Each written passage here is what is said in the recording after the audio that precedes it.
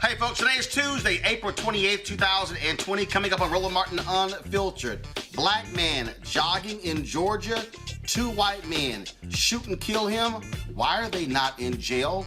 We'll talk about it with the family's attorney right here. Also, folks, with the latest on COVID-19, what's going on with testing? Trump administration now says that per capita, we've now surpassed South Korea.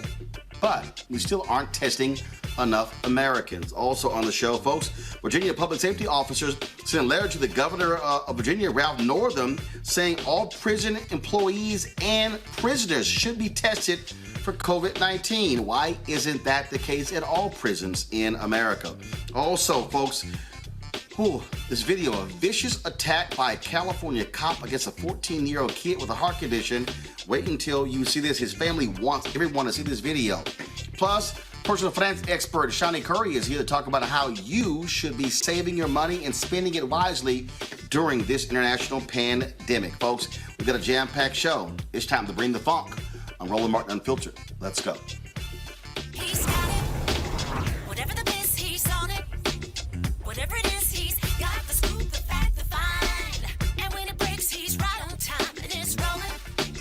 Best believe he's knowing. Putting it down from sports to news to politics. With entertainment just for kicks, he's rolling. It's Uncle Roro, y'all. It's Roland Martin, yeah. Rolling with Roland now. He's funk, he's fresh, he's real, the best, you know he's Roland Martin now.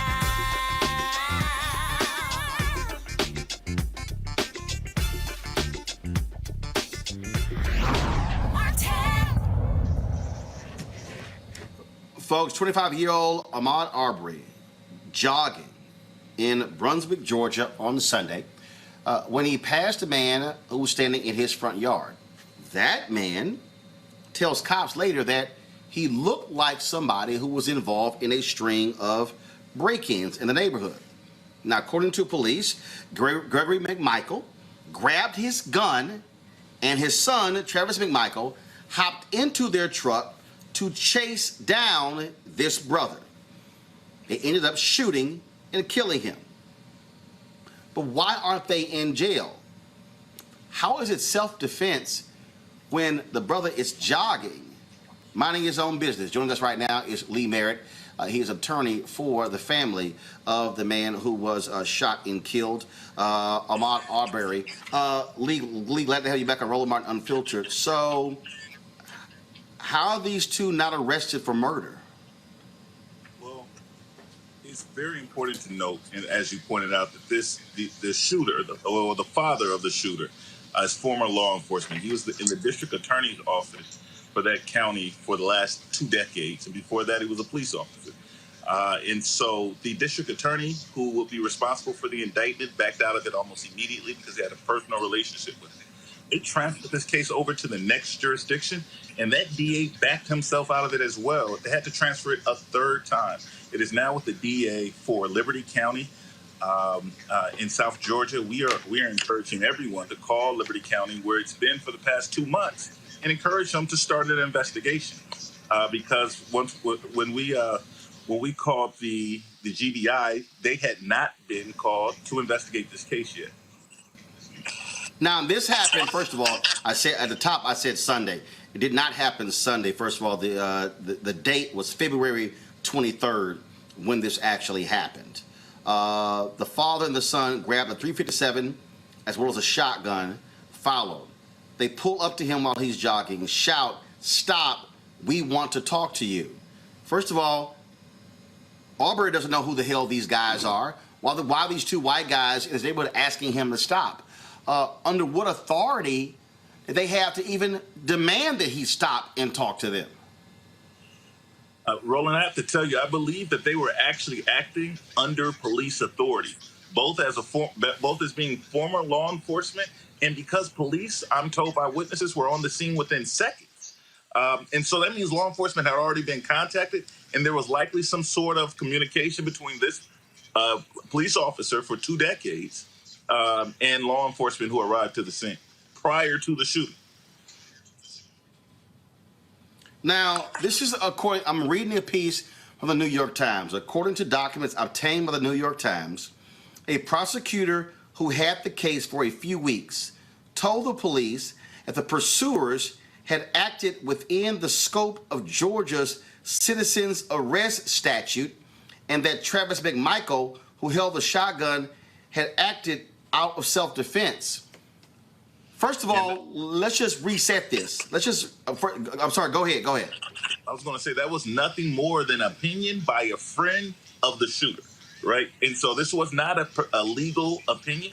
Any attorney, even with, and I've spoken to attorneys both in the state of Georgia and other people who have just looked at federal law, because that law in the first place needs to be challenged on its face, because the idea may be race neutral, but in places like South Georgia, that is giving white vigilantes a green light to go hunt down black people. That's how that law works out. So that law needs to be challenged on its face. But even under the law, it fails to meet the proper standards. He did not conduct himself as a person who was apprehending a suspect. He conducted himself as a person going out hunting for a black man. Well, here's what's interesting. Again, I'm reading the New York Times piece, but others contend that Mr. Arbery was up to no good. On the day of the shooting, and apparently moments before the chase, a neighbor in Satilla Shores, where he was running, called 911, telling the dispatcher that a black man in a white T-shirt was inside a house that was under construction and only partially closed in. And he's running right now, the man told the dispatcher, there he goes right now. Then it says, in his letter to the police, Mr. Barnhill, the prosecutor, noted that Mr. Arbery had a criminal past. He was convicted of shoplifting and of violating probation in 2018. 5 years earlier, he was indicted on charges that he took a handgun to a high school basketball game. Okay, but here's the problem here. There is nothing to indicate he was robbing a place. Nothing. And so how can you make a citizen's arrest and the only thing that you have in the case is this black guy jogging? Right. Even the so-called dwelling that they were qualifying, you cannot burglarize a dwelling with no doors. That's impossible.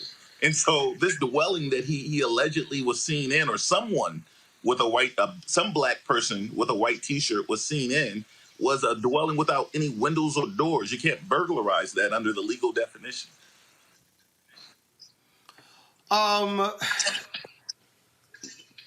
First of all, is there an actual investigation? It's been transferred, but is there an investigation?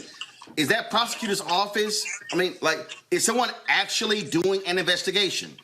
My office contacted the GBI, the Georgia Bureau of Investigations. They will require the DA, when they receive the file, because the DA is not from that county, he can't send out his investigators. He would have to contact the GBI to help him with the investigation. When I spoke with the GBI earlier today, they said they had not received a phone call from the district attorney over the case. Okay, so you're representing the family. Has this prosecutor even talked to the family and given them an update of what's going on? The family was told that they received the file 2 months ago, and they have not heard from them since. We contacted the district attorney's office today. My office has been calling nonstop. They have refused to answer our calls. We sent out a certified letter today to put them on notice that this victim's family needs to liaison with them, which is what they're required to do under the law. Wow, this is a story that has not gotten lots of traction, primarily because of obviously all the attention being on coronavirus. Now, the family of Mr. Arbery has certainly, they've been trying to raise the attention on social media. The hashtag I Run With Maud, M-A-U-D, or also Justice for Ahmaud, A-H-M-A-U-D. They printed up T-shirts, things along those lines as well. And so, I mean, this is just stunning that 2 months have gone by, and you do not have what should be a real investigation taking place. This black man is dead, 25 years old. These two folks are walking around free, and so what? I mean, are they saying that in Georgia you get to basically accost anybody who's black, regardless of what they're doing? Yeah. The scary thing about this case is what happened was horrific enough. That's every mother's fear, that their son just goes for a jog and is randomly killed by two white vigilantes. That's scary enough. But how the city, the people responsible for investigating and prosecuting the men who did this, how they've handled it since is actually more scary. That's actually what makes it a lynching, Roland. It's because it's sending a signal to that entire community that you're not protected, that you're not safe, because vigilantes can do this to you and nothing will be done to them. What's crazy here is that the prosecutor, who basically said nothing really happened here, again, reading the New York Times, Mr. Barnhill, wrote that he did not believe there was evidence of a crime, noting that Gregory McMichael and his son had been legally carrying their weapons under Georgia law. And because Mr. Arbery was a burglary suspect, the pursuers, who had solid first-hand probable cause, were justified in chasing him under the state citizen's arrest law. Okay, here's what I'm trying to understand. He was jogging by. How did those two have probable cause, and how did he go from a guy jogging to being a suspect? Did these two see him steal something? Did these two hear a neighbor say, hey, that man just stole something? I mean, how does Barnhill arrive at these conclusions? This is my suspicion. I just got involved with this case 24 hours ago. But my guess is that that these two men were coordinating directly with law enforcement. I say that because, as I said at the top, I've spoken with witnesses who were actually present during the shooting, nearby neighbors, who said that law enforcement came in, responded within seconds of the shooting, that they were already out, essentially, or near the area of the shooting. I believe that this 30-year lawman had already been coordinated with law enforcement before he killed Ahmaud. Oh, I think when you read this, and first of all, again, they claim there was a video shot by a third bystander, and that, according to them, the video shows Arbery tried to grab the shotgun. Again, I'm reading from the New York Times. Grab the shotgun from Travis McMichael's hands, Mr. Barnhill wrote, and that he argued amounts to self-defense under Georgia law. I don't care if you have a right to carry a gun. You don't have the right to accost me and stop me. And if all of a sudden, if two white guys in a truck in Georgia roll up saying, stop, we want to talk to you, and they get out with a gun, I'm damn sure not going to just stand there and go, okay, sure, let's have a conversation. No, absolutely not. So that law doesn't deputize the entire population to obey white men. I mean, that's essentially how the law would have to work. Then when men show up with guns and tell you to stop, then you have to stop or you can be killed. This is, again, an absolutely stunning story, a tragic story. Lee Merritt, we certainly appreciate it. Thanks a lot. Thank you. All right, I want to bring in my panel right now. Adrienne Irmer, she's a fellow for the New Leaders Council of Chicago. Malik Abdul, Republican strategist. Kelly Bethea, communication strategist.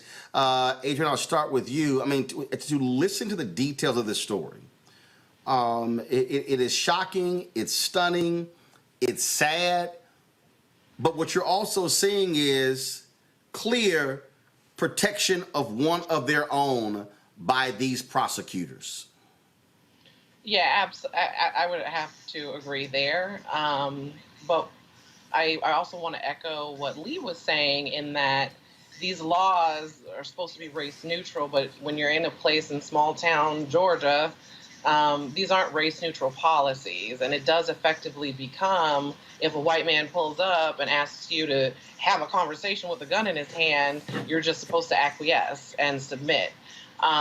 You know, I did some digging around online, and I'm not an attorney, and I wish Lee was still here, because citizens arrest laws, the ones that I've seen, require that you physically witness the crime happening. And these two men clearly didn't witness anything. They saw this young man taking a jog, running, and they presumed guilt because of the color of his skin in the neighborhood that he was in. So I'm hoping that justice can be served for this young man and his family, because this is tragic and sort of racism at its worst. First of all, you're absolutely right. What you have here, again, you do have sort of this breakdown of laws. Kelly, I want to go with you. This whole idea that Arbery should have just stopped, hey, what you guys like? That's insane. I mean, I don't know of anybody, whether you're black or white, Latino or Asian, where if somebody just rolls up on you in a truck and yells, hey, stop, we want to talk to you, that you're going to be like, sure, how may I help you? If not only that, if somebody rolled up on me in a truck and I am, just minding my business, that would prompt me to run. That would prompt me to get away, because just based off of history and what I was taught, how I learned to conduct myself in the world, that's a threat, especially if I don't know you. So the fact that this young man was in Georgia, minding his business for all intents and purposes, two white men in a truck rolling up on a young black man for no reason, there's nothing there that purports that these men knew what was happening. There's no reason to purport that this was even a citizen's arrest, because like my colleague just said, citizen's arrests typically mean that you saw the crime in progress, and because police are not there in a given time frame in order to arrest at that time, lest the person get away, that's when a citizen's arrest is warranted, so that you are there like a placeholder for the police, but only for a short amount of time. A citizen's arrest does not include you chasing somebody down in a car to accost them and then shoot them. That's not a citizen's arrest. That's a murder. Agreed. Melik, I'm sitting here reading, this is the Georgia Code. It says 2010 Georgia Code, Title 17, Chapter 4, Article 4, arrest by private persons. A private person may arrest an offender if the offense is committed in his presence or within his immediate knowledge. If the offense is a felony and the offender is escaping or attempting to escape, I'm go to my iPad here, and I want you to see this again. I'll go back. If the offense is a felony and the offender is escaping or attempting to escape, a private person may arrest him upon reasonable and probable grounds of suspicion. Now, that's reading the actual code. Now, I want to read for you. This is from the Georgia Legal Aid website when it speaks of citizen's arrest. And let me get to it here. And so here's the section here. When making a citizen's arrest, a person may not use more force than is reasonable to make the arrest. Deadly force is limited to self-defense or to instances in which such force is necessary to prevent certain felonies. It must be stressed that the right of private citizens to make a citizen's arrest is limited. The fact that this prosecutor is serving as essentially the defense attorney for these two men shows you why they should have been recused. But the other issue is the fact that this prosecutor has already laid out a statement of facts for another prosecutor now take into account.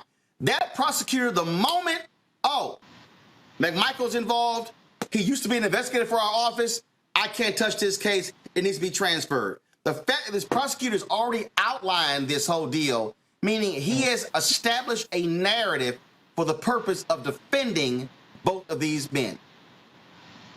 I'm pretty positive that I'm not the only one who immediately thought of Trayvon Martin in what happened with George Zimmerman, as he decided to do. And in that case, he was in contact with law enforcement who told him not to pursue Trayvon Martin, and that's exactly what he did, ultimately killing him And as we talked about with Trayvon, I'm pretty sure that anyone who's approached by strangers would be apprehensive, have any reservations or whatever. So the fact that something like this is happening again, then it was argued, understand your ground laws. Under that actual, those grounds, George Zimmerman got off. It seems as if in this case, and this case is a little, to me, a little more clear-cut than what we had in Trayvon Martin's. I'm sorry, this one isn't as clear-cut as what we had in the Trayvon Martin case, but the law, the application of the law is, I think that's probably what we're going to be looking at, how it's resolved. But once again, we're reminded of, for us, what it feels like being Black in America. And I think that those, the gentleman, I can't remember his name, but I think that the victim in this case, he should definitely have his rights protected. And whatever the family and the public can do to make sure that this case gets some attention, I'm hoping that if that happens and that it's resolved. And of course, first of all, Ahmaud Arbery was actually killed 3 days before the 8th anniversary of the shooting death of Trayvon Martin. We certainly are going to continue to watch this story and pay very much attention to what is going on. All right, folks, now let's talk about what is happening with coronavirus. And that is, as of today, 1,024,375 cases of coronavirus have been confirmed. 58,123 people have died as a result. Another 139,937 are recovering. Today, in his daily briefing, New York Governor Andrew Cuomo provided this update on the status of COVID-19 in his state.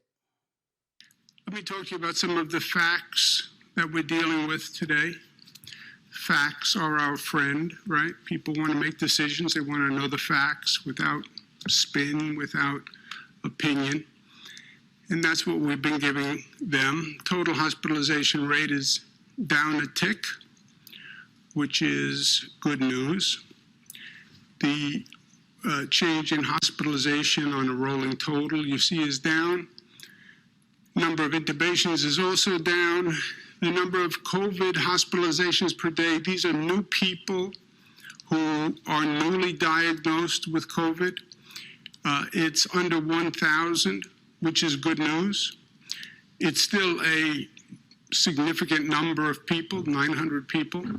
After all of this, we still have 900 new infections yesterday on a 3-day rolling average. But overall, you see the numbers coming down, so that's good news.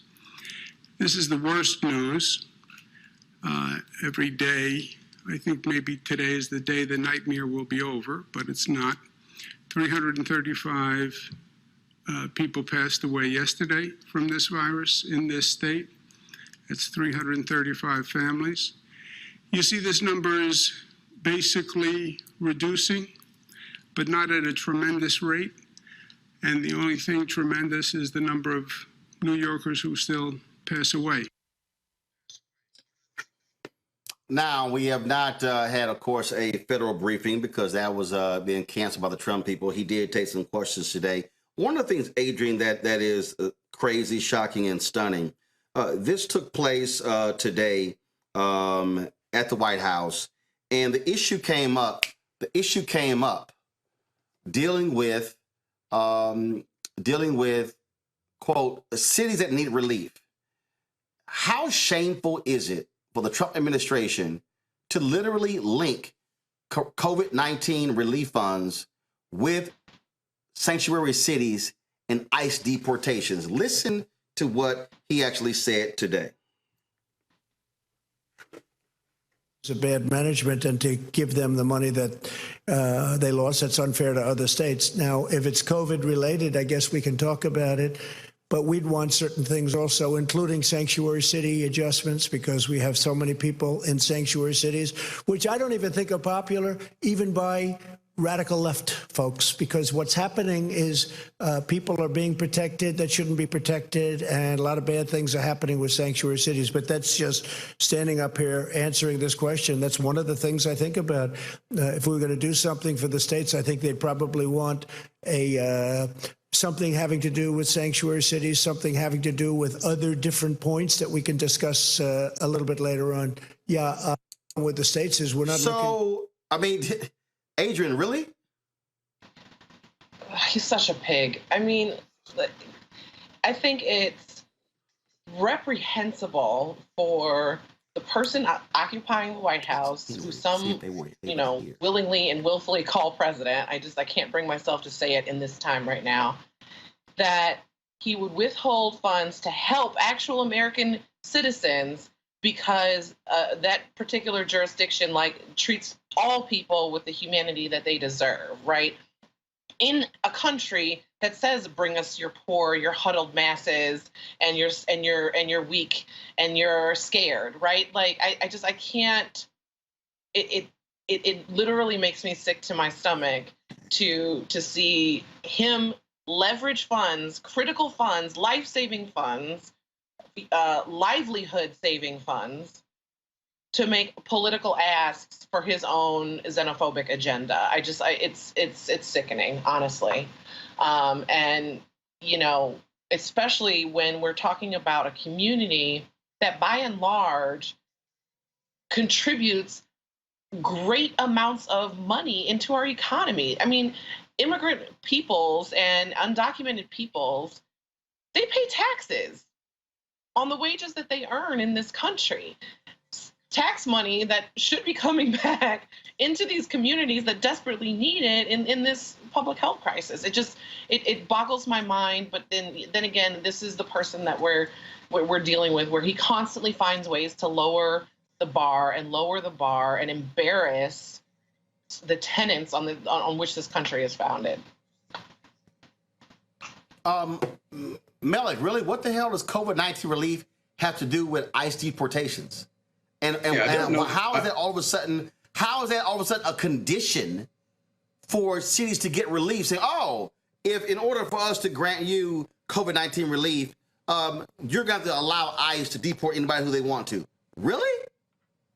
It seems as if, and I don't know what happened before the clip, but it seems as if that the president himself, I'm pretty sure that this is another instance of the president speaking out loud in ways that he shouldn't. I doubt very seriously that any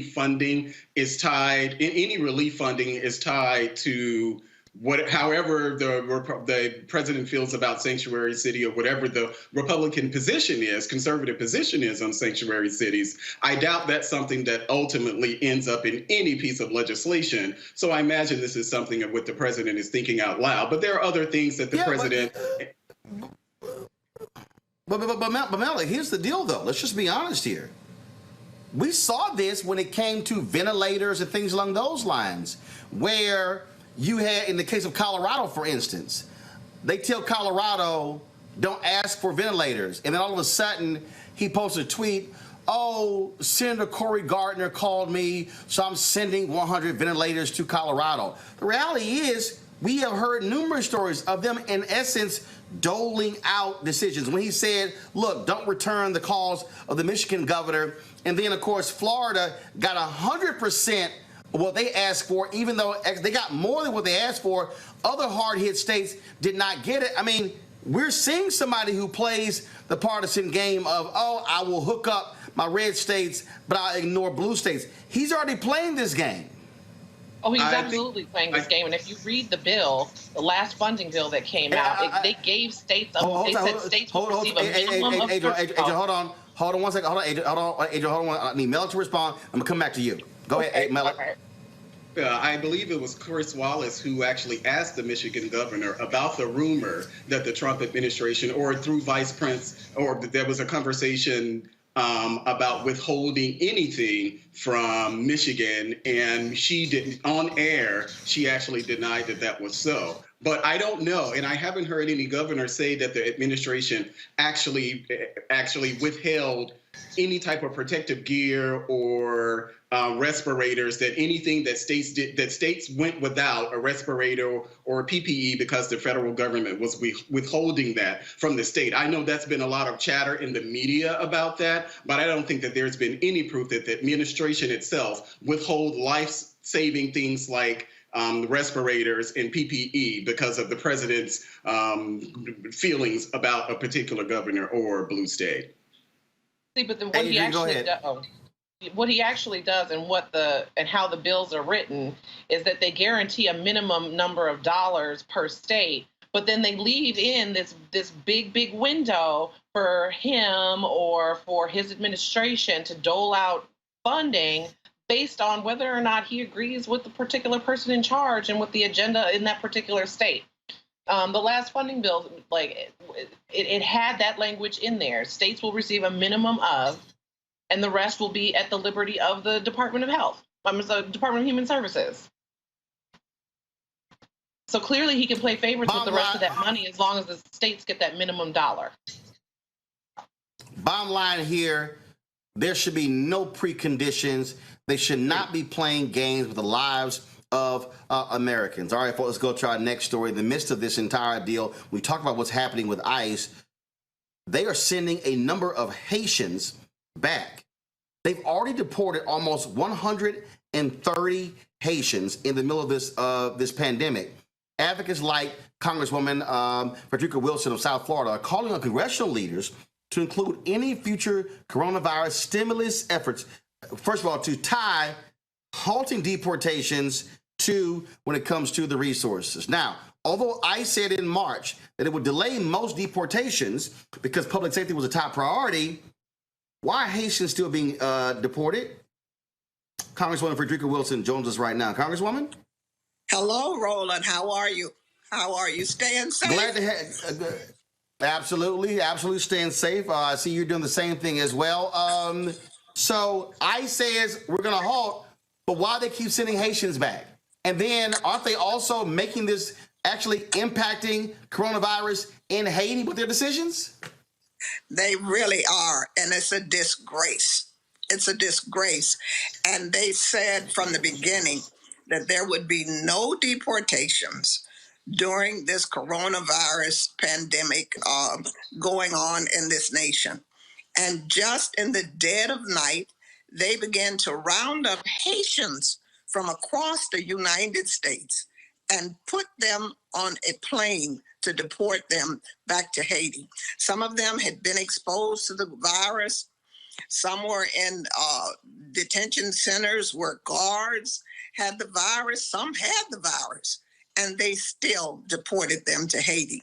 So I've been trying to get Congress to include this in the package, that we would not deport any more Haitians back to Haiti until we are sure that the virus is gone. Because we know that Haiti has a healthcare system that is compromised. We know Haiti. Haiti is being ruled by one man. And so we have to be sure what happens in Haiti is right, because what happens in Haiti definitely impacts the United States of America.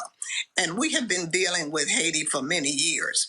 So I'm trying to do two things. First of all, I'm trying to get a bill into the package, and I'm also trying to shame the president of Haiti, because you cannot deport anyone unless the president accepts you and the president gives you the red carpet to roll it out and send me these deportees. So if he says Haiti is not ready, Haiti cannot take any repatriated people at this time, the United States will have to stop. Well, but the thing here is, here you have people who are sheltered in place, folks who are trying to protect themselves and protecting themselves and their families, and you've got ICE running around like it's business as usual. They're going all over the country, and I've called on my mayor here to do what he can to stop the Haitians from being rounded up from Chrome Detention Center here. And he tells me that it is out of his hands because they allow them, and ICE is just running amok. They are everywhere, and they Nicaragua, they deported people, and the president put them back on the plane and sent them back to the United States. So, for some reason, Mr. Trump and that racist White House are against Black immigrants. And they're doing whatever they can in the dead of night to send these people back to Haiti. And we just won't stand for it. We're not just going to be quiet about it. We're going to talk about it. We're going to do what we can to get them to stop, because we're in the heart of a pandemic. Everyone is supposed to be sheltering in place, staying at home. So why isn't ICE sheltering in place? Why are they going to detention centers? And mind you, these are not criminals. These are not detainees that have committed any crimes. These are people who just want the right to become citizens. Well, also, I got to get your response to that video I just played where Donald Trump is essentially saying, hey, if your city wants COVID-19 relief funds, then you got to accept our plan for deportations and let ICE do what they want to do. Well, that's why he has all of these people so afraid of him. That's why we have to try to put this in some sort of legal fashion by putting it in the COVID-2 bill. And that's what we're fighting for. We have over 100 co-sponsors. Everyone is just up in arms because they disagree. And they think that this is a disgrace. It's a shame. These people are being put at risk. Haiti is being put at risk. And you know Haiti can't even afford to wrestle with the pandemic, with all of the problems and issues that they have been going through without having even a legal government right now running the country. So and Mr. Trump knows this. He knows all about Haiti. We know that he knows about Haiti. He is in Haiti often. All right, then. Congresswoman Frederica Wilson, we certainly appreciate it. Thank you so very much. Thank you, Roland. Keep up the good work. I will do. Thank you so very much. All right, folks, got to go to a break. When we come back, we'll talk about Meharry College. Of course, one of our pioneering Black medical schools. They are on the path to find a vaccine and antibodies for coronavirus. We'll talk to one of their experts when we come back right here on Roland Martin Unfiltered. Back in a moment. You want to check out Roland Martin Unfiltered? YouTube.com/Roland S. Martin. Subscribe to our YouTube channel. There's only one daily digital show out here that keeps it black and keep it real. It's Roland Martin Unfiltered. See that name right there? Roland Martin Unfiltered. Like, share, and subscribe to our YouTube channel. That's youtube.com/Roland S. Martin. And don't forget to turn on your notifications so when we go live, you'll know it. All right, so a lot of y'all are always asking me about some of the pocket squares that I wear. Now, Robert don't have one on. Nope. Now, I don't particularly like the white pocket squares. I don't like even the silk ones. And so I was reading GQ magazine a number of years ago, and I saw this guy who had this pocket square here, and it looks like a flower. This is called a shibori pocket square. This is how the Japanese manipulate the fabric to create this sort of flower effect. So I'm going to take it out and then place it in my hand so you see what it looks like. And I said, man, this is pretty cool. And so I tracked down, it took me a year to find a company that did it. And so they make these about 47 different colors. And so I love them because, again, as men, we don't have many accessories to wear. So we don't have many options. And so this is really a pretty cool pocket square. Now, what I love about this here is you saw when it's in the pocket, it gives you that flower effect like that. But if I wanted to also, because if I flip it and turn it over, it actually gives me a different type of texture. And so therefore it gives me a different look. So there you go. So if you actually want to get one of these shibori pocket squares, we have them in 47 different colors. All you got to do is go to RolandSMartin.com/pocket squares. So it's RolandSMartin.com/ pocket squares. All you got to do is go to my website, and you can actually get this. Now, for those of you who are members of our Bring the Funk fan club, there's a discount for you to get our pocket squares. That's why you also got to be a part of our Bring the Funk fan club. And so that's what we want you to do. And so it's pretty cool. So if you want to jazz your look up, you can do that. In addition, y'all see me with some of the feather pocket squares. My sister, who's a designer, she actually makes these. They're all custom made. So when you also go to the website, you can also order one of the customized feather pocket squares right there at rolandsmartin.com/pocket squares. So please do so. And of course, it goes to support the show. And again, if you're a Bring the Funk fan club member, you get a discount. This is why you should join the fan club. You want to support Roland Martin Unfiltered? Be sure to join our Bring the Funk fan club. Every dollar that you give to us supports our daily digital show. There's only one daily digital show out here that keeps it black and keep it real as Roland Martin Unfiltered. Support the Roland Martin Unfiltered daily digital show by going to RolandMartinUnfiltered.com. Our goal is to get 20,000 of our fans contributing $50 each for the whole year. You can make this possible. RolandMartinUnfiltered.com. All right, folks, while there's an effort to find a vaccine for coronavirus, what about an antiviral drug to stop the virus? Joining us right now is Dr. Donald L. Sindor, Associate Professor of Microbiology and Immunology. Okay, so we're going to pull the doctor up in a second. Let me know, of course, when my panel is back. Are they all there as well? Okay, folks, and so in just one moment, I'm gonna talk to the doctor from Harry about this antiviral drug that they are working on to fight the virus. I do want to go to Kelly first. Kelly, you heard Congresswoman Frederica Wilson there talking about these ICE deportations. In your mind, should they cease while we are in the middle of this international pandemic? Absolutely. I don't understand how Haitians are consistently targeted. Anybody of a darker hue, frankly, when it comes to deportation policies, are targeted by ICE to be deported. And we've had a history with Haiti for many years that has been tense, to say the least. So the historic and racial ramifications of such are not above me. I definitely see the rationale behind it, however skewed they may be. However, what's the point of risking ICE agents to deport people who may or may not have the virus? It's not like you're testing Haitians before you send them out, and it's not like Haiti is completely coronavirus free. So either way, you're putting yourself, you're putting the deportee, you're putting hundreds of thousands of lives at risk just by doing something that frankly shouldn't be happening in the first place. So absolutely, I definitely agree with Congressman Wilson there. Everything should be put to a halt, no matter what country you're from, no matter what your immigration status is, because at the end of the day, this virus is not a discriminator of person or status.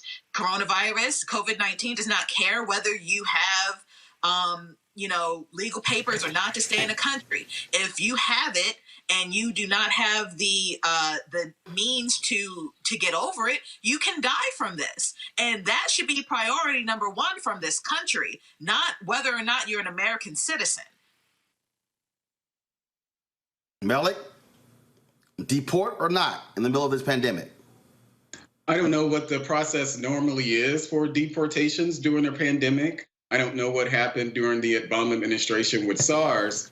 But what I was trying to get for him, and I've been reading and just really couldn't reconcile it, we're listening to the representative, is this being isolated? Now, I will have a problem with it, absolutely. I think there are two things there. The discussion we could be having whether or not deportations is something that the federal government should be doing during a pandemic, but there's another discussion to be had if this is something that's being isolated to Haitians.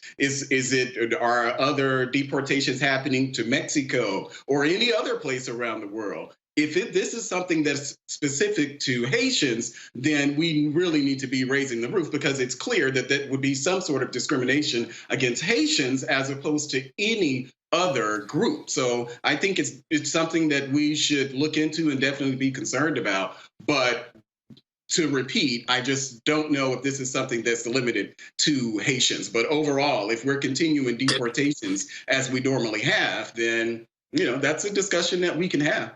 If I may interject just for a quick second, Melik's point regarding whether Obama did something similar is like the most false equivalent that we have right now, because we haven't gone through anything like this before. SARS was not of this magnitude. Ebola was not of this magnitude. So you could go on with business as usual during those times in our history where we did have to deal with some sort of epidemic. But this is not only is this global pandemic, but there are people dying by the thousands every single day. So to draw parallels with Obama and Trump, that's just not going to cut in this case. I understand your point as to, trying to refer to history with this, but there's nothing to refer to short of the Spanish flu over 100 years ago. So if you want to talk about, what the president of that time did in regards to deportations and what presidents and policies did in order to, maintain American citizenship and the like, parallels between what Trump's doing with Haiti and other countries and deportations and Obama, that's just a false equivalent. Kelly, I was going to say the exact same thing. Yeah, I'm not exactly sure. I'm not exactly sure if we had ICE in 1918. So that's my point. Yeah. Okay. Well, I'm not sure if we had ICE back then, but you did say and you acknowledged that we have to look at history, that we don't know what happened in the past. There have been only so few pandemics that we've had. Back at history, but my point is looking back at history.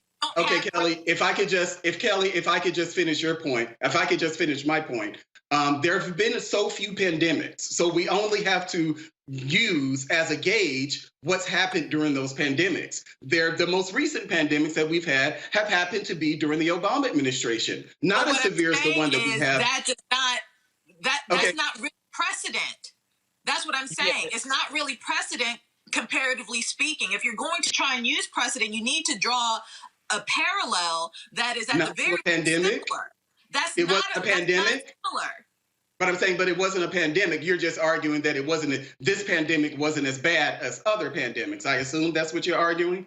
Not only am I arguing that, I'm saying you can't really draw parallels at all, because during the Obama administration, he didn't have to shut down the entire country in order to mitigate SARS. He didn't have to shut down the entire country in order to mitigate Ebola.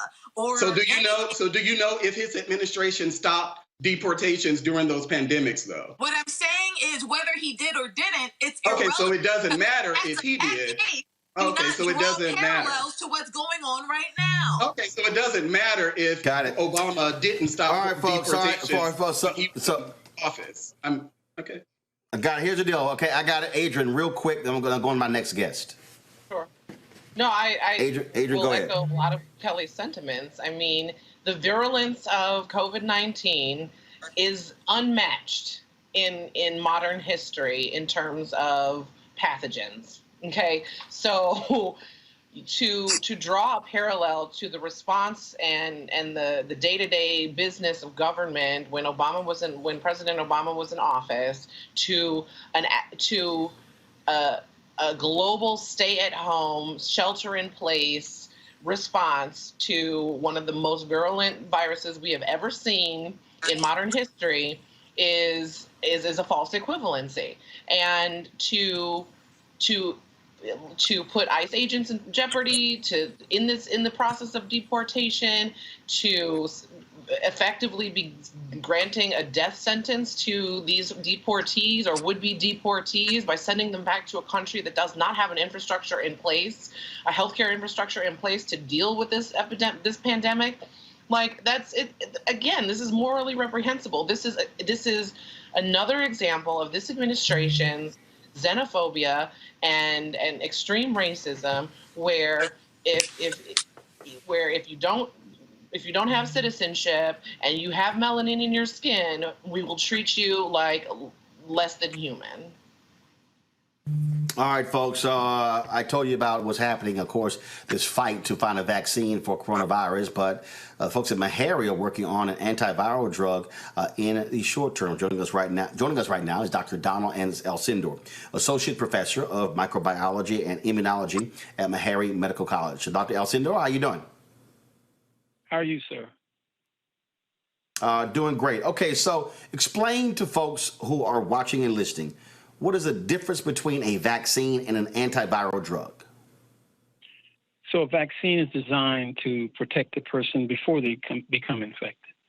And so you get a vaccine, you don't have the disease, but the vaccine is given to you to trigger an immune response that will protect you if you become infected in the future. And so a vaccine would do you no good if you're already infected with the disease. And so an antiviral is not to replace a vaccine, but it would be in support of a vaccine, meaning that for those individuals that are infected right now, an antiviral would be useful in that patient as opposed to a vaccine. An antiviral would be less difficult to make. The one we're making takes us only 2 weeks to generate. However, the testing would be similar to a vaccine in terms of going through all the hurdles required for it to achieve FDA approval and go on. But we can make an antiviral relatively quickly, the one that I've designed. Okay, so explain to folks the one that you designed and how has it been working? So what I've designed basically is an antiviral that is specific as opposed to something being non-specific. So when something is specific, it will go after that particular pathogen and no other. And so it's specific in a sense where it targets the genome of the virus. And the genome of the virus is a piece of RNA that the virus releases into an infected cell that allows the virus to reproduce itself. So the idea is that to come up with an antiviral that will directly impact virus replication, in my mind, is an ideal strategy. And so as soon as the virus is in the cell, the antiviral is sitting there waiting. And when the RNA from the virus, as it goes through an uncoding process, is released, the antiviral impacts the RNA molecule and prevents any other proteins from being made. And if you're able to achieve that in the cell, then you're able to achieve a complete shutdown of virus replication. So when you shut down virus replication, you reduce the amount of virus in the system. If you reduce the amount of virus in the system, you're able to do a lot of things in terms of basically start to reduce the kind of pathology associated with the infection. And in this case, the inflammation that is caused by this virus as part of the course of infection would be reduced.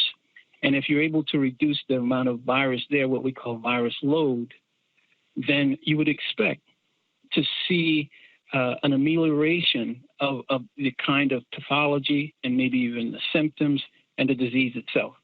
And of course, cutting virus down substantially in a living system with an antiviral, the possibility of allowing some type of repair of those tissues that have been damaged could lead to a person being able to clear the virus on their own. In a sense, the potential to recover quickly on their own. And the idea is to prevent them from going through the issues that go along with being on a ventilator and ICU and so forth. So with that, how far away are we? I mean, we're hearing reports that we may not have a vaccine until 2021 or even 2022. When it comes to this antiviral, how soon are we away for this to be widely disseminated across the country? So I want to provide a little information here. So when we look at vaccines in general, looking at the past, there are some professionals that look at vaccines and how they've developed over the years. And the average time for a vaccine in the past have been 12 to 15 years for them to be basically brought to scale, and fully implemented in the population. And remember, this vaccine would have to be global. The idea of probably filling as much as 7 billion doses. And again, nobody knows if you have to go through a boost for a vaccine like this. And so the idea is that our antiviral strategy is something to try and do something a little bit quicker here. First of all, it can be made a lot easier. A vaccine, when you give it to a person, it takes time for the vaccine to generate the kind of immune response that can be protective. I should also say that no vaccine is guaranteed to protect you from infection. And there's evidence that suggests that people that get coronavirus infections in the past often will get those infections again, which suggests that the immunity that's derived from prior infections to coronaviruses may not be fully protected. That would suggest that a vaccine may not be fully protective as well. And so this is all speculation, and we will know when it's done. Now, where are we with our antiviral strategy? So the antiviral has been made. We are in the process of working with our collaborators. And first, when an antiviral is made or any drug, you have to get disclosures protection, meaning that our patent application was filed yesterday. We're in the process of making contact with our collaborators. This antiviral will be tested in a petri dish first. And so imagine, if you will, we take lung epithelial cells and put them in a petri dish. We grow these lung epithelial cells in this petri dish, and we have some that are going to be treated with our reagent, our antiviral, prior to being infected, and others that will be infected straight away. And what we want to know out of that experiment is what is the level of protection that we can induce in those cells that get our antiviral compared to those cells that don't. Now, if we think about what we've done with the Zika virus, we've prepared one of these antivirals for the Zika virus. We were able to show 95% protection of those cells in culture. We expect a similar result with this because this antiviral was made using the same classical platform that we used to produce the Zika antivirus. Now, after achieving protection of cells in a petri dish, then we go to look at toxicity. The idea is that any drug has to be tested for ability to be toxic to a system, a living system. And this is done in a mouse model. You give the mouse high doses versus low doses of your reagent. No infections, just the treatment reagent, just the antiviral. And you ask the question, does this antiviral at a high dose, an abnormally high dose, cause problems in this animal? Problems with the heart, the kidney, you name it, rashes, whatever. And the idea is that if you can come out of those experiments and say that the antivirus causes minimal discomfort or disease or pathology in this animal, then you're able to go to the next step. And the next step with this will be a survival study in an infection protection model. The infection protection model basically involves putting on board your antiviral in a mouse prior to being infected with the COVID-2 virus and asking another question. And that is, at what level of protection can you give these animals in terms of being able to prevent them from dying or having pathology that's associated with COVID-2 infection? And the idea is that you would want to, first of all, be able to protect them from dying. At the same time, you would want to look at the lungs of these animals and basically confirm that. And at the same time, the animals that did not receive your reagent and were given the COVID-2 virus straight away, they should have fulminant pathology. They should die quicker. And again, when you look at the histopathology of the lung and other tissues, you should have the kind of pathology that you'd see in humans as well. And that would tell you that you have a relevant animal model for doing this kind of work. And then the next phase, after you've done all of those things, then you would be looking at the possibility of developing an IND application to go to the FDA with the possibility of being approved for early phase 1 trials. And that's the strategy, and that's the process. So I'm sitting here looking at a CBS News story where they're reporting that on a possible breakthrough in work on a COVID-19 vaccine, researchers think it could be widely available in September. You buy that? Not traditionally. When you look at vaccines, there are some ways to fast track this, but ask yourself this.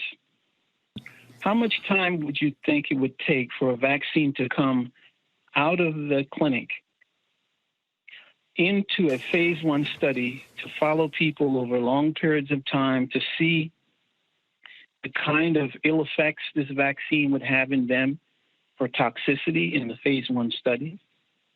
And then over time, establish enough individuals and recruit them for the phase 2 study. And at the same time, in the phase 3 study, you would be looking at this in terms of its effectiveness in COVID-19 patients in the clinic. These are all things that are very difficult to do, just talking about it. And the idea of being able to do this in a construct that would allow you to do this in a matter of a few months, to me, is an impossibility. Dr. Donald Alcindor, Meharry Medical College. We certainly appreciate your knowledge and expertise, and this is one of the reasons why we do this show, to give black doctors and scientists an opportunity to share their knowledge. Unfortunately, it doesn't happen too often on mainstream news, but that's why we do what we do. I appreciate it, sir. Thanks a lot. Thank you. Okay, bye. All right, then. Folks, the folks in Senegal have done some amazing things when it comes to testing. I saw this story on Al Jazeera, and I wanted to share it with you guys. Naomi Campbell, she also shared this on her social media accounts. And so, really interesting story. So here's what they're doing in Senegal to test their citizens. Senegal is doing what most countries can't, testing everyone, symptoms or not, entering a health center for the novel coronavirus. It has no shortage of testing kit thanks to this lab at the Institut Pasteur. Researchers are developing a $1 quick diagnostic kit, originally made to test for dengue fever. Patients drop blood or saliva onto the devices and wait for a bloodline to appear, like a pregnancy test, explains researcher Amadou Sall. There is no need for a highly equipped lab. It's a simple test that can be done anywhere. The idea is to rapidly produce 2 to 4 million kits, not just for us, but for African countries, so that we can detect and isolate patients quickly. The sick are administered a cheap anti-malarial drug called chloroquine, commonly found in sub-Saharan Africa where malaria is endemic. While the World Health Organization cautions the use of it, Dakar-born scientist Didier Raoult says it's an affordable treatment for poor African countries dealing with the outbreak. Hydroxychloroquine is clearing the virus from the respiratory system, probably making that people are no more contagious and no more sick. With only 50 ventilator machines for 16 million people, Senegalese engineers are using a 3D printing machine to produce more. While imported ventilators cost $16,000, this one is just $60.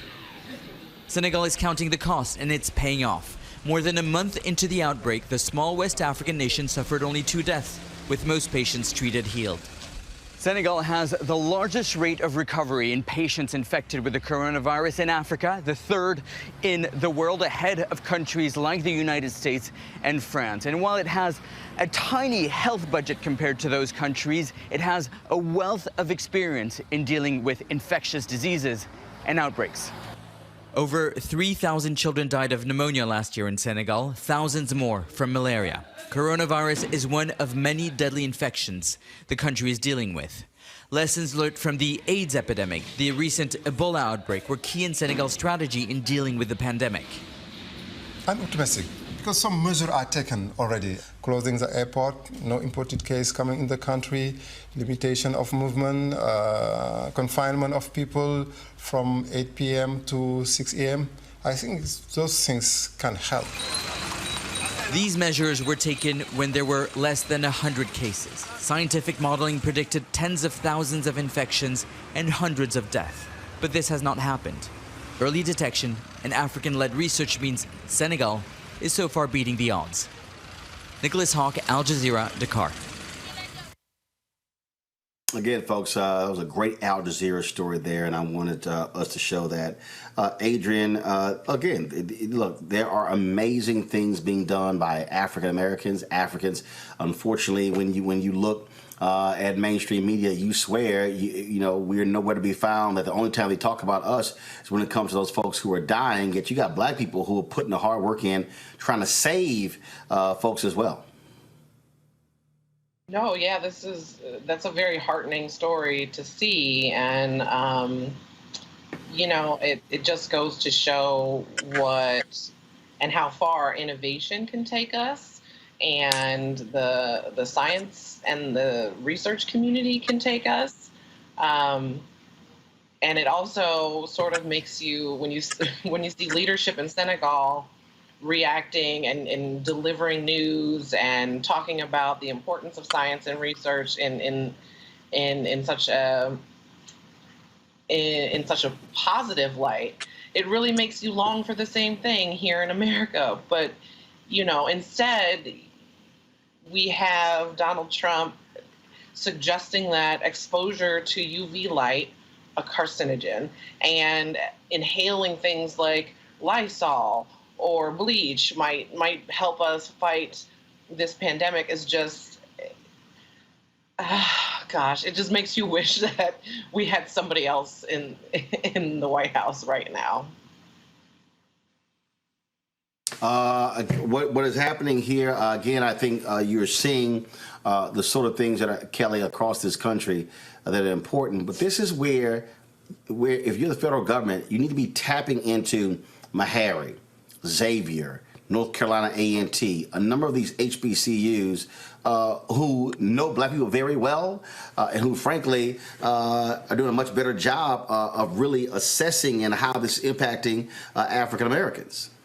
Absolutely. And I believe I last week how disproportionate this virus is affecting us. It is affecting us, Black people and people of color in general, at a hugely disproportionate rate than our white counterparts. And the reason for that isn't because we are genetically dispositioned to it.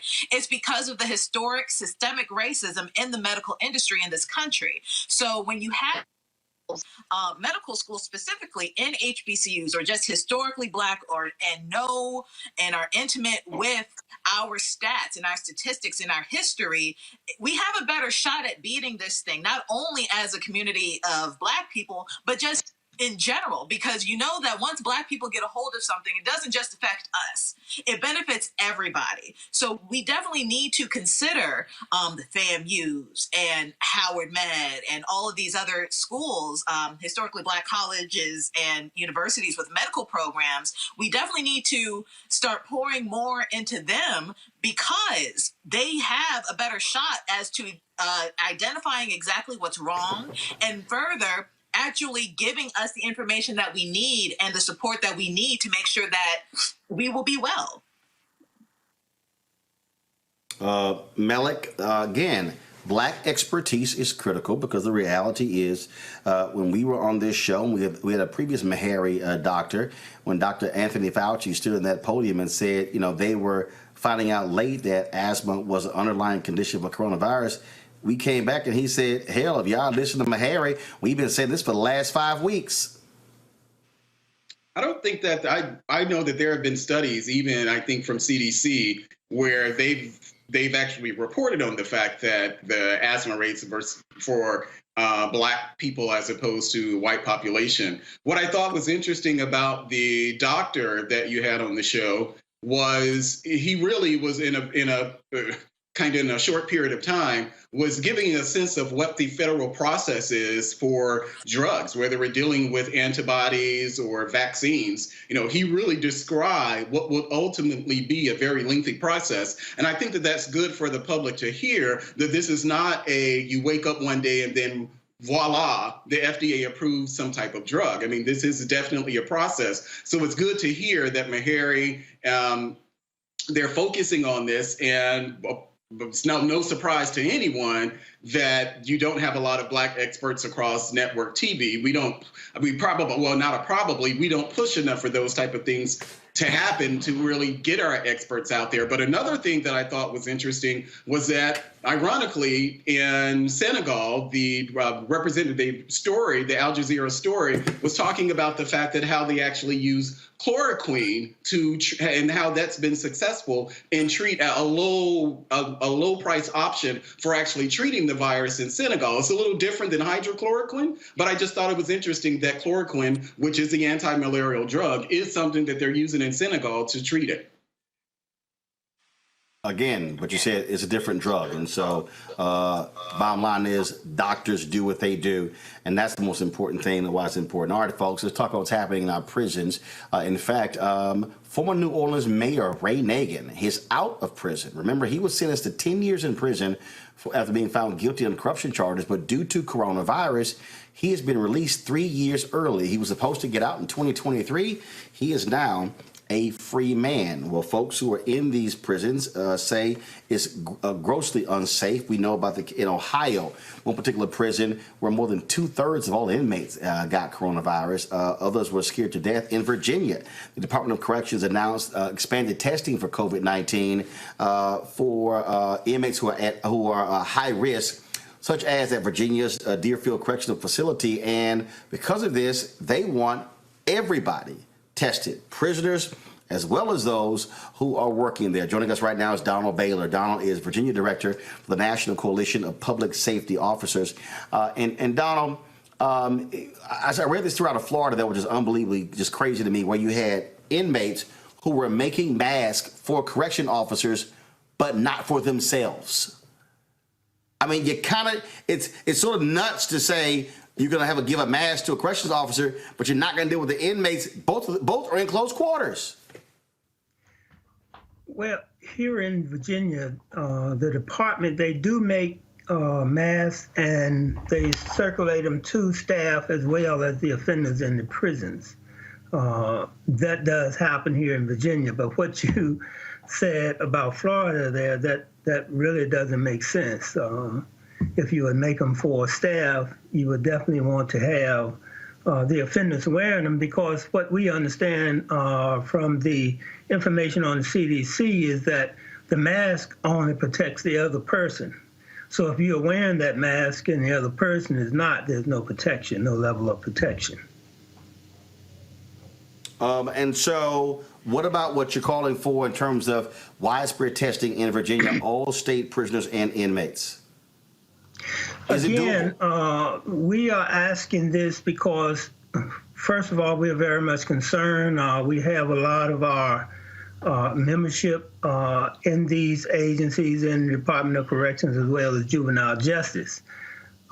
So we learned from the CDC that you can have an individual who may be asymptomatic. They may not experience or display any outward signs of having contracted the virus, yet they are still able to pass that on to other individuals. Now, what we are starting to notice here in the Commonwealth is that we seem to be experiencing in some of the facilities some hot spots where this virus seems to be escalating. And that's why we are calling on the both the department as well as the administration and the governor to at least concentrate on these hot spots, and we should do universal testing on all of these facilities that seem to be escalating, and the numbers that are testing positive for the virus.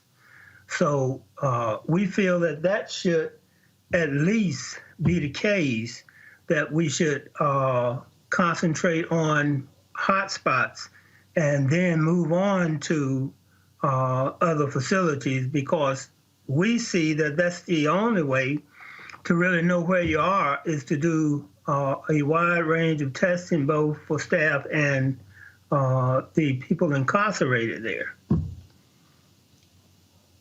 Do you believe that your request is going to be received and accepted by the governor? Well, we are hopeful, and we already have established a dialogue with the Office of the Secretary of Public Safety and Homeland Security, and we do communicate our concerns and what we hear on the ground from the people who work in the facility. So we are very hopeful that this is going to be the case, that considering the way that the virus seems to be escalating in the facilities, that thought and concern will be directed into some positive action in getting this widespread testing done. All right, Donald Baylor, we certainly appreciate it. Thanks for joining us at Roland Martin Unfiltered. Well, thank you for inviting me. All right, then. Adrian, I want to go to you. I mean, this whole issue, what's happening in these prisons, is really important. I think what it also underscores what happens when you do not have an effective, broad-based national policy when it comes to testing. For all of the talk of this administration, of all the massive number of tests, we still have not, according to the health experts, the scientists, we have not tested enough people in this country. Trump, you have these states who are saying Trump is pretty much, hey, you guys are on your own. Jared Kushner's out there blaming the states, saying they got to get their act together. But this is where the federal government has to lead, because they really have the capacity to be able to coordinate where equipment goes, where tests go. So if you have this one state where you don't need as many tests, you can shift it somewhere else. It shouldn't be 50 states, you're up for grabs, you're on your own. No, I agree. And what this chaos causes is price gouging and very limited tax dollars in all of these different jurisdictions that now have to be concentrated and paying an uptick or a surcharge in order to procure the things that they need around testing and treatment. You know, I'm a board member for an organization called Social Change, and what we're trying to do here in Illinois is lobby elected officials around state-run facilities, and how do we decarcerate in this crisis? What are strategies that we can use so that folks inside can properly social distance, not just the incarcerated population, but the folks who have to serve that population, the COs, the healthcare officials, et cetera. And, you know, we're working towards that, and there are other folks in other states that are working towards this, but it's not something that is getting a whole lot of priority right now, because like in regular times, folks who are behind bars sort of get the least of the attention, and now it's just it's exacerbated in this public health crisis because folks on the outside need the same amount of attention. So, you know, the states have to deal with this, and then they also have to deal with the federal government and a leadership that doesn't understand the necessity for him to act right now with the Defense Production Act and really start bringing these production and these manufacturers to heel in terms of cost and procurement and disbursement of these really necessary goods. Malik? Just to point out what the administration has been focusing on, and Attorney General Barr actually in one of the press conferences, I believe a couple of press conferences, talked about what the administration is doing around things like price gouging. I think they went out of a group that was in New York who I take that back. They were dealing with not just price gouging, but also hoarding. So the administration actually has been focused on that, and the Attorney General has talked about it. The larger point about the testing, and I think this is something that we've heard from the experts at the White House. We've heard from them, from both Dr. Fauci and Dr. Birx, and it does seem as if we're actually ramping up to that point where we'll be able to do X number of tests a day. But if you look at what they've been talking about, and part of the reason reason why the tests we aren't doing 5 million or so tests a day. They're two separate subjects. There are the tests the actual test in the kits themselves, but also the testing capacity, which would mean the labs who are able to do those tests. Prior to this, what was happening is that the CDC, there was a centralized location for these type of tests. The United States was not prepared to do this type of widespread testing. So the administration has been focusing on working with the private sector, working with the FDA, getting FDA, which is another bureaucratic nightmare, getting the FDA to relax restrictions so that these private testing facilities can go ahead and do that. So there's a testing issue in some of those testing supplies that we had to get from places like China, but also the testing capacity of our facilities to do those type of tests. So there are two things there, but the administration has definitely been focusing on things like price gouging and making sure that we're tackling this hoarding problem, which has really been an issue in the country. First of all, it's a little bit hard, Kelly. So the administration has been focused on price gouging when the administration has been participating in price gouging. When you have a company that's almost bankrupt in Virginia that has no history at all of making masks, all of a sudden getting a multi-million-dollar contract from the federal government. When you have this administration that went to DuPont and said, so versus you guys, shipping your stuff, the PPE overseas and being assembled, we're going to pay for those planes ourselves. And then so here, American taxpayers paying $1 million for these private charter, $1 million back, $2 million, and then DuPont turns around and sells the very same equipment that we helped them assemble quicker to the federal government. So they got to do a hell of a lot better. Bottom line on this issue I'm talking about, Kelly, again, this is what happens when your most vulnerable populations, folks who are in prisons, folks, the poor, people who are not in prison, this coronavirus is exposing the gaps in this system. And that's why we're seeing people who work at prisons, people who are in it, and their families yelling, please, dear God, do something about this. Yeah, this is the way that we have been dealing with this crisis as a whole is just absolutely atrocious. In fact, when Malik was pointing out, the bureaucratic nightmare, as he put it, a lot of the reason it's such a nightmare is because Donald Trump fired the people who actually would have been responsible for creating the infrastructure for such a time as this. And frankly, he knew ahead of time that something like this would happen, and he still fired these people. So this is a mess of his own creation. I'm not saying that he created the COVID-19 and the coronavirus, but as far as the protocols go, as far as the infrastructure goes, this is on the administration. This is on Donald Trump's head. The fact that the governor of Maryland had to employ his wife to have a connection with Korea to bring in equipment for the state. That's something that the federal government should have been doing. A state government should never be going above and beyond what the federal government is doing for its citizens. It shouldn't have to. It's nice if they do. It's great if they do, but they shouldn't have to, because their taxes aren't just going to the state, they're going to the federal government as well. And the fact that the federal government is so severely underperforming in regards to this issue.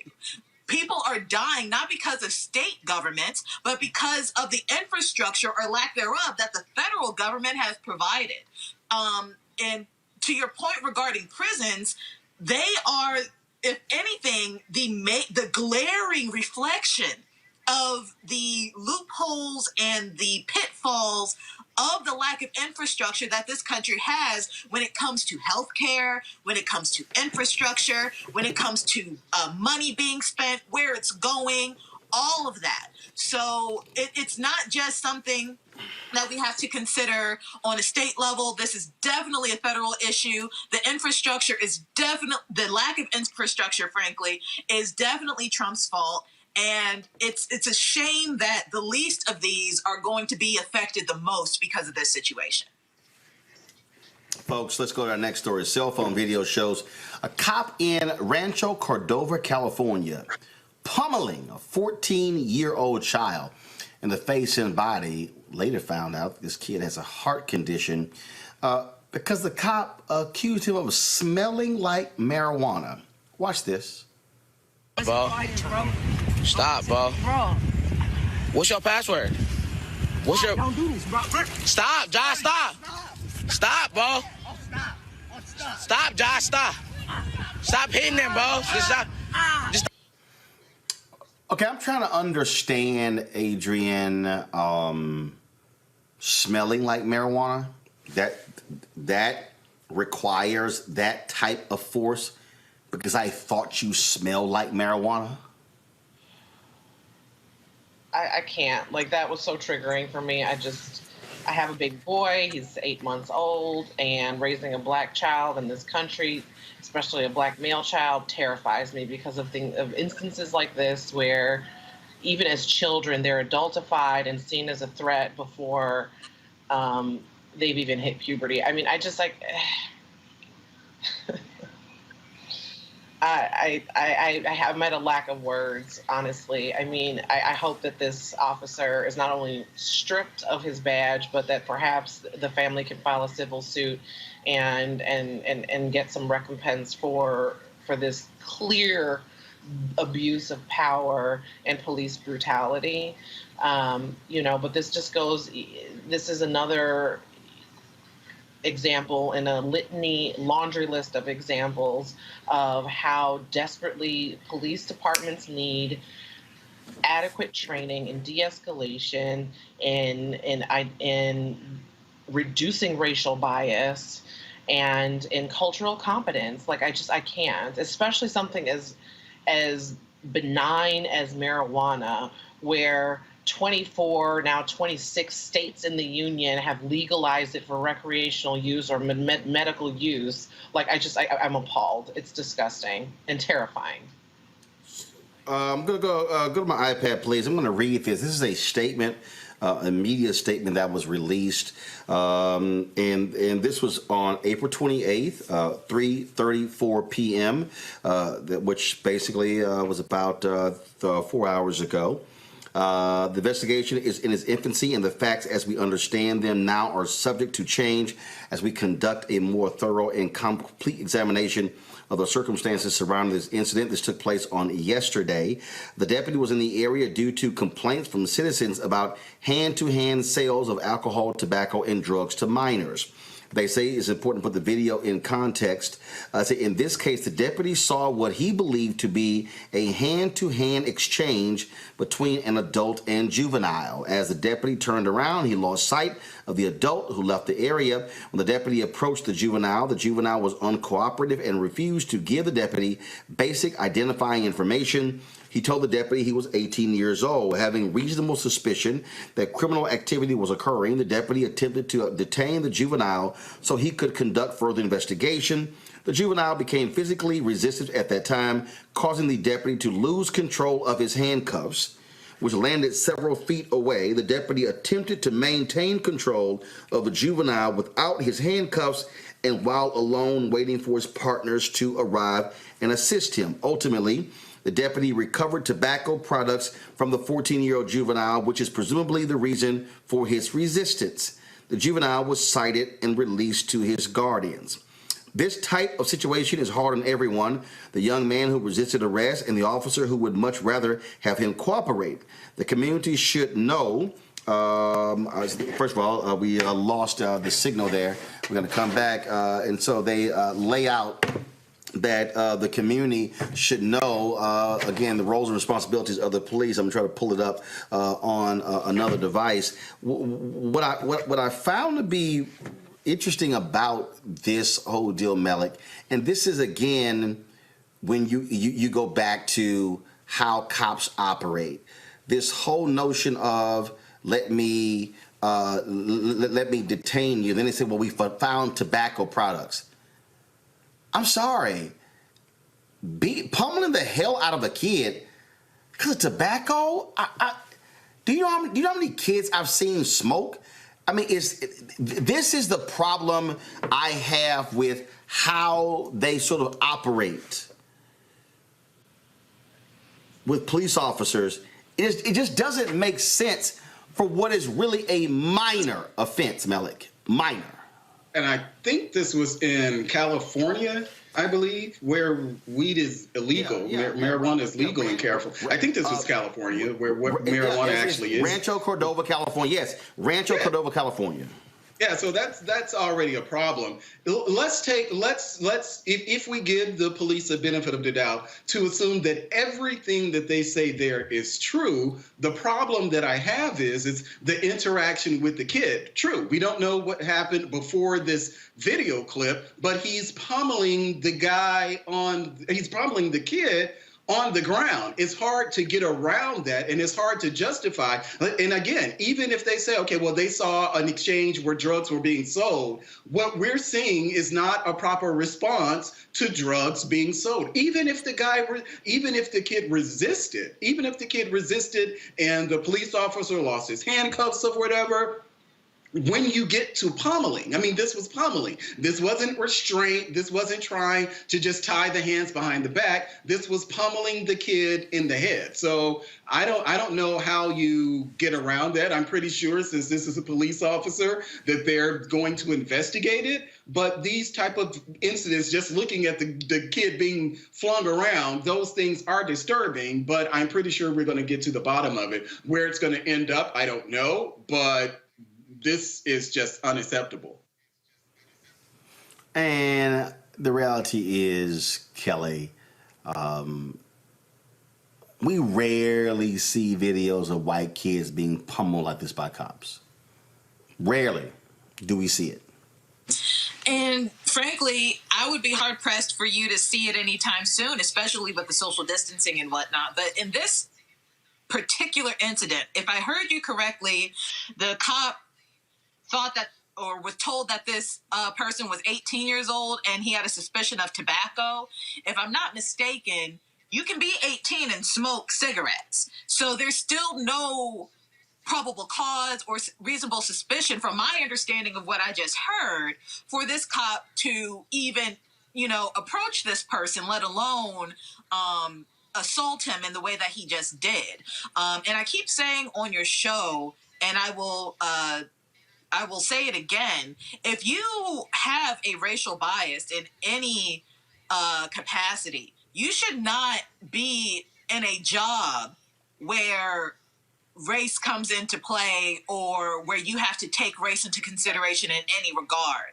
If you're a racist, it makes no sense for you to be a police officer unless you purposely want to, destroy Black lives. If you are a racist, it doesn't make any sense to me that you would want to do anything otherwise. If you cannot be racial neutral and just use good judgment and empathize with the suspect or whoever you were trying to serve in that capacity, if you're not able to do that, you don't need that job. And that's any client-facing job. Police officers are in a client-facing job. And if you cannot service the client in such a way that is neutral, that benefits all parties involved, that does not discriminate against religion, color, race, creed, ethnicity, etc., if you're not able to do that, you shouldn't be a police officer or any other type of client-facing job. So,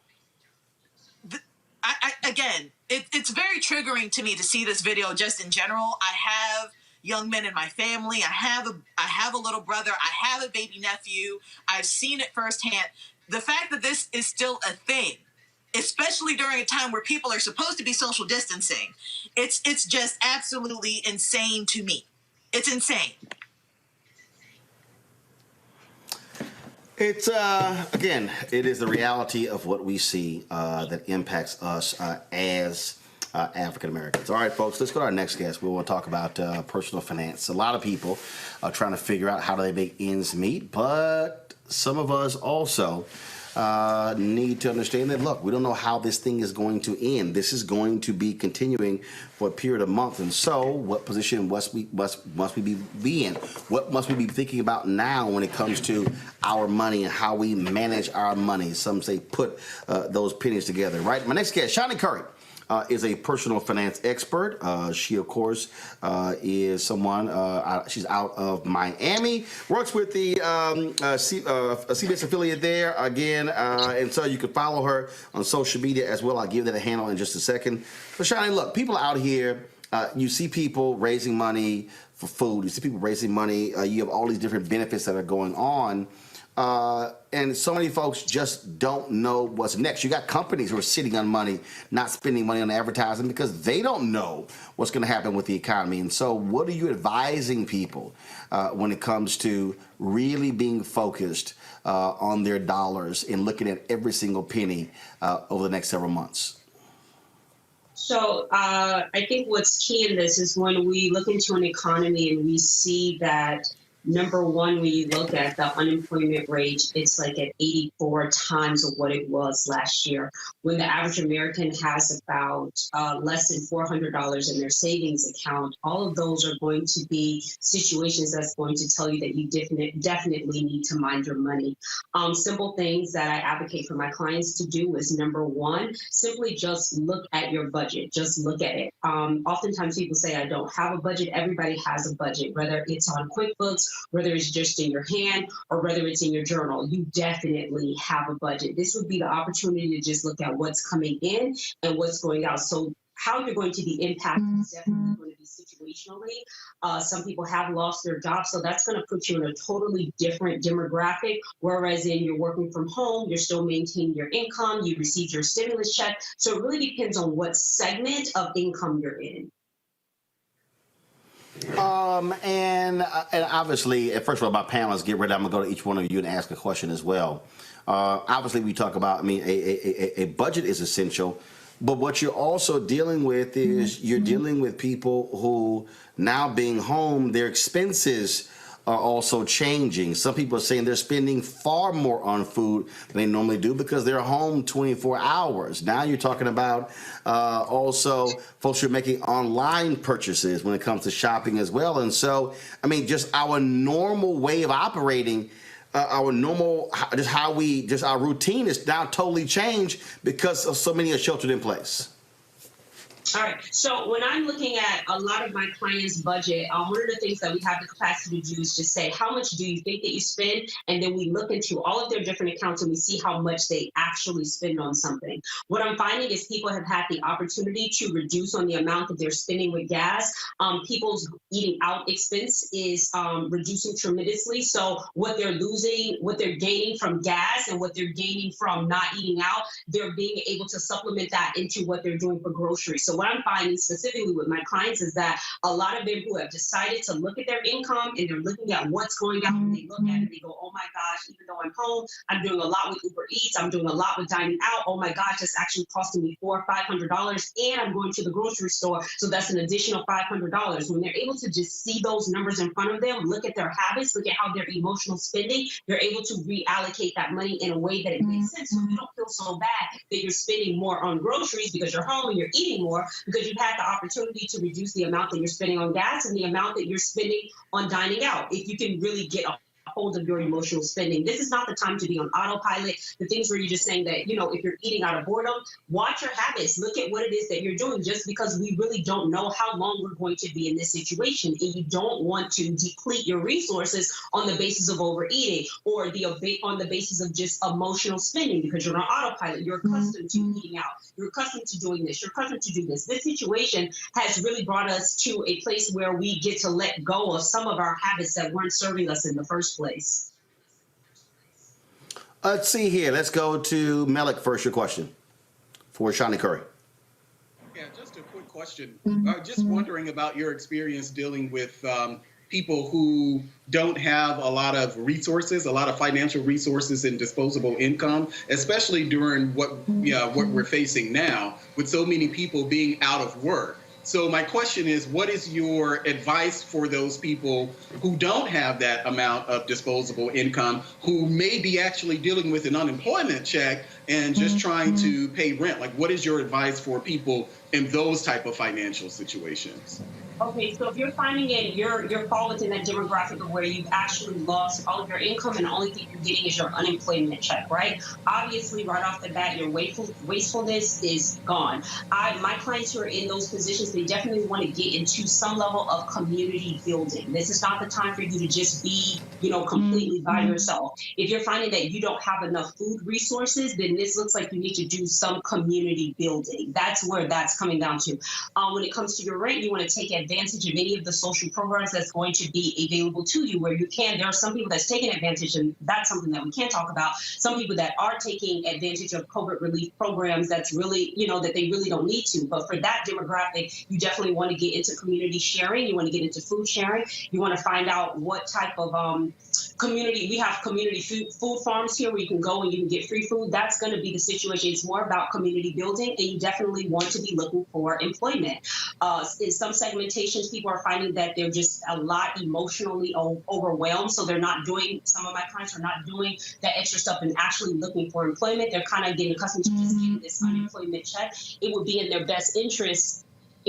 I lost you. I don't know. Okay, there we go. Sorry. It will be in their best interest to begin looking for employment, for sure.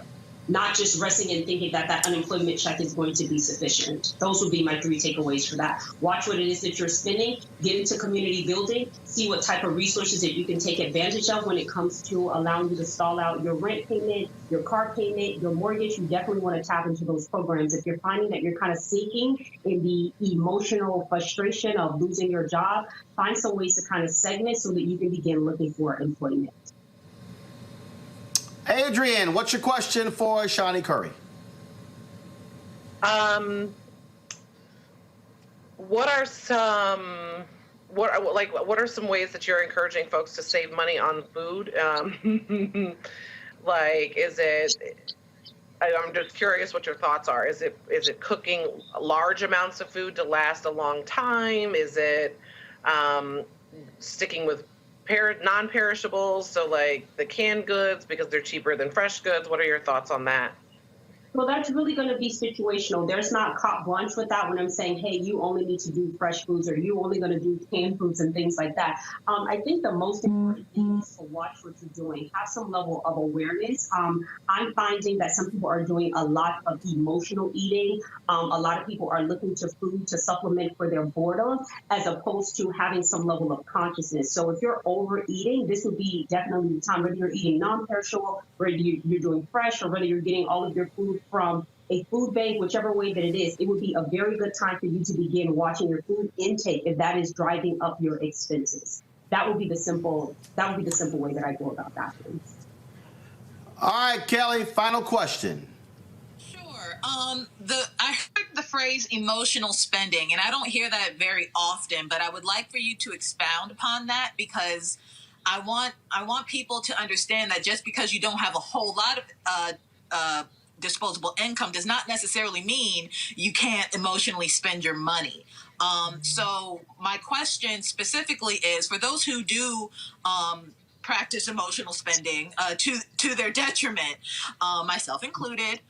What are some tips of the trade that you can give us to mitigate emotional spending, or are there anything, like for us who do spend money, what would you rather us spend our money on to help us with our budget?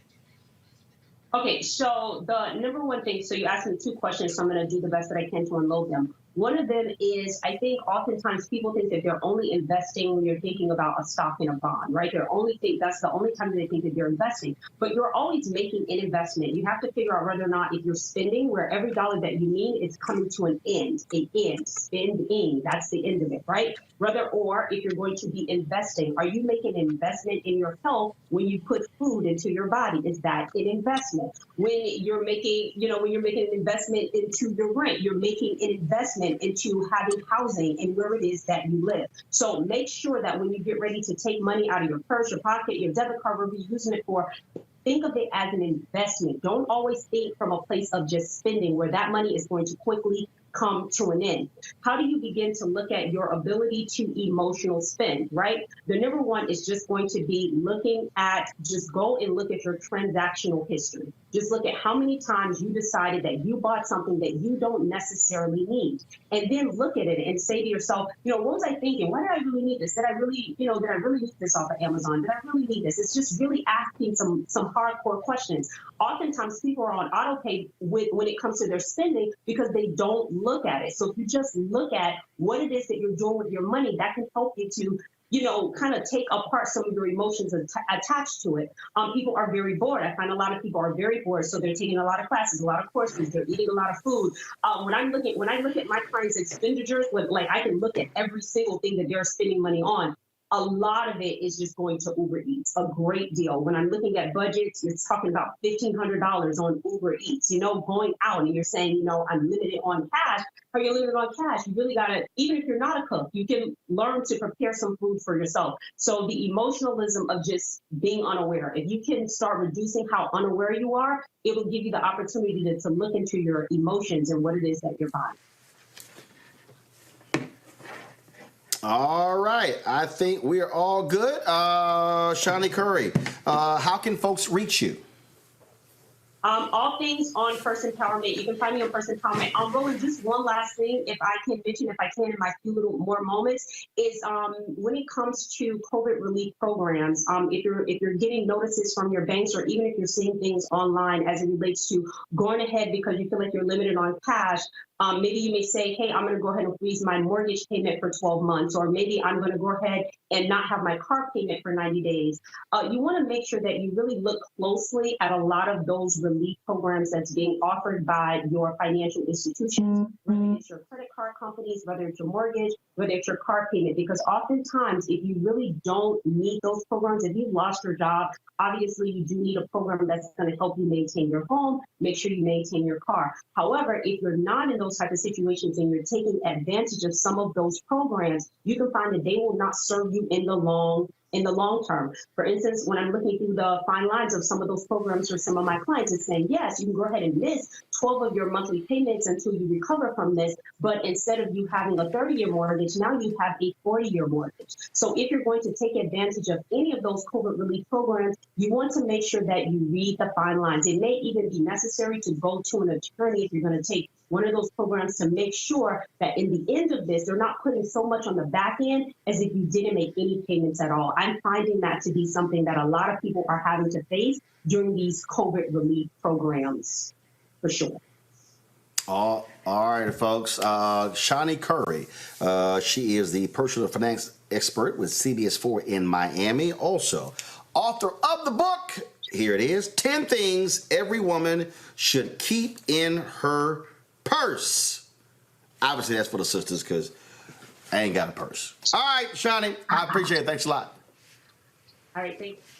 I also want to thank my panel, Adrian, Kelly, Melly. Thank you so very much for being with us today. Roland Martin Unfiltered, thank you so very much for your insight. We certainly appreciate it. All right, folks, we are almost done, but don't forget, of course, what we do is what I have here is every day. Those of you who join our Bring the Funk fan club, those of you who contributed $50 or more, who join our fan club, we surely appreciate all that you do. Your dollars make it possible for us to do this show. I'm going to read off your names. So let me pull this email up right now here. And so here we go. All right. Bernita Ladd, Casey Pitts, Deborah McNair, Desiree E. Bliss, Dawn Perrion Smith, that's too funny, Dwayne Burris, Gary Jones, George Brown, Jacqueline Thomas, Karen Paris, Kim Coakley, Lamont, no last name Lamont, Lorene Hayes, Love to Praise Ministries, Monica S. Brown, Roosevelt Carey, Shalonda Davis, Taj, Thomas Lee, Tiffany Thomas, and Vonda Jackson. Don't forget, folks, if you want to support what we do, you can join our Bring the Funk fan club. Our goal is to get 20,000 of our fans to contribute $50 a year. And of course, that's $4.19 a month, 13 cents a day. Other folks have actually given at other levels. I just got, someone, I got Sharna Washington just contributed during the show. Anthony Seawright did as well. Also, let's see here. I just got a notice from Brother Thomas, and so I certainly appreciate that as well. And so the bottom line, folks, is we appreciate all who contribute to the show. Don't forget, you also get discounts on Pocket Squares on our books that are on RolandSMartin.com. So all of that makes it possible. If you want to join our fan club, go to RolandMartinUnfiltered.com. If you want to give me a cash app, that's $RM Unfiltered, okay? Then, of course, PayPal, paypal.me/RMartinUnfiltered. And if you want to use a credit card via Square, just simply go to RolandMartinUnfiltered.com. All right, folks, tomorrow's show, of course, Wild 'N Out Wednesday. The comedian Godfrey is going to be in the house. Cannot wait to talk to that crazy fool on the show, so looking forward to that. And we'll also stay abreast a lot of these other stories. It's all about, of course, keeping you informed as best we can, because you know how we do it. It's about being unapologetic. It's about speaking to our issues, and it's about being unfiltered. So I certainly appreciate all of that. Okay, folks, I gotta go. We got lots of things that are going on, and I will see you tomorrow right here, 6 p.m. Eastern. Roland Martin Unfiltered. Don't forget, subscribe to our YouTube channel. Also, click notifications so you turn it on. So when we go live, you know exactly when we go live. So we want you to do that. Also, we want you to share and retweet these videos.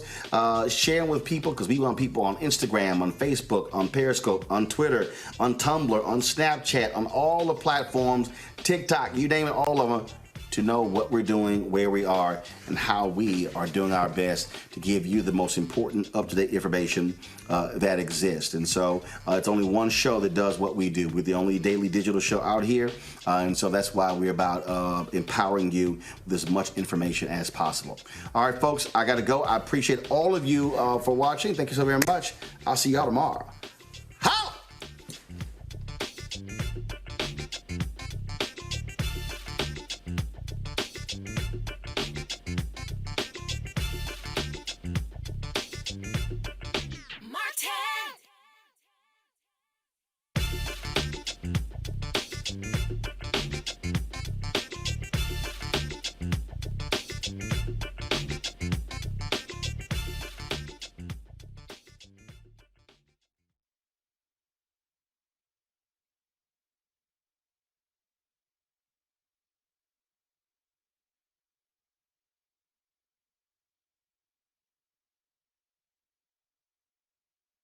You want to check out Roland Martin Unfiltered?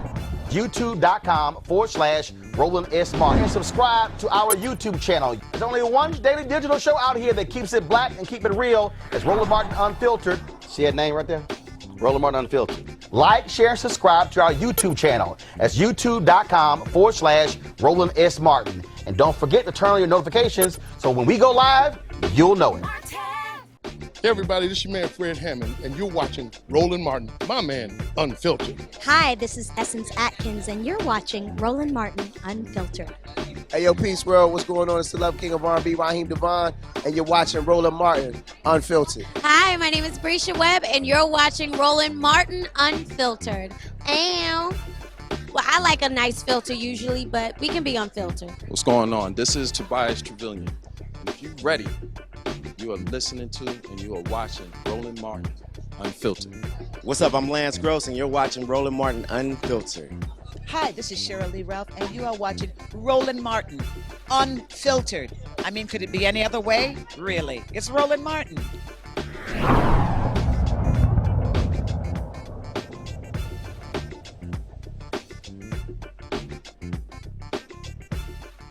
You want to support Roland Martin Unfiltered? Be sure to join our Bring the Funk fan club. Every dollar that you give to us supports our daily digital show. There's only one daily digital show out here that keeps it black and keep it real. As Roland Martin Unfiltered. Support the Roland Martin Unfiltered daily digital show by going to RolandMartinUnfiltered.com. Our goal is to get 20,000 of our fans contributing $50 each for the whole year. You can make this possible. RolandMartinUnfiltered.com. Hey fam, want to check out Roland Martin Unfiltered? The blackest show on all of digital, cable, and broadcast. Check out our audio podcast.